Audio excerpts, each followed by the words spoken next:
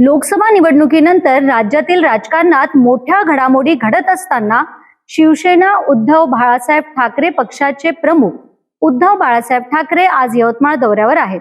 6 खासदारांच्या बंडाळीनंतर पक्ष संघटना मजबूत करण्यासाठी आणि कार्यकर्त्यांमध्ये नवचैतन्य निर्माण करण्यासाठी आयोजित करण्यात आलेल्या या कार्यक्रमामध्ये निष्ठावंत शिवसैनिक संवाद मेळाव्याला ते संबोधित करणार आहेत।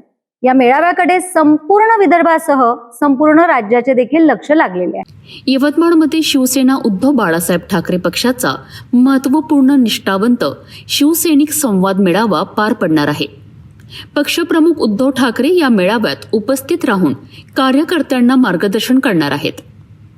अलीकडेच पक्षातील काही खासदारांनी वेगळी भूमिका घेतल्यानंतर संघटनात्मक पातळीवर कार्यकर्त्यांना एकत्रित बांधण्याचे मोठे आव्हान ठाकरे गटांसमोर उभे राहिले आहे।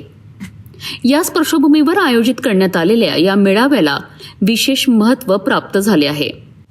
यवतमाळ हा शिवसेनेचा पारंपरिक प्रभाव असलेला जिल्हा मानला जातो, त्यामुळे हा बालेकिल्ला कायम राखण्याकरिता आणि निष्ठावंत शिवसैनिकांना नवी दिशा देण्याकरिता उद्धव ठाकरे थेट मैदानात उतरले आहेत।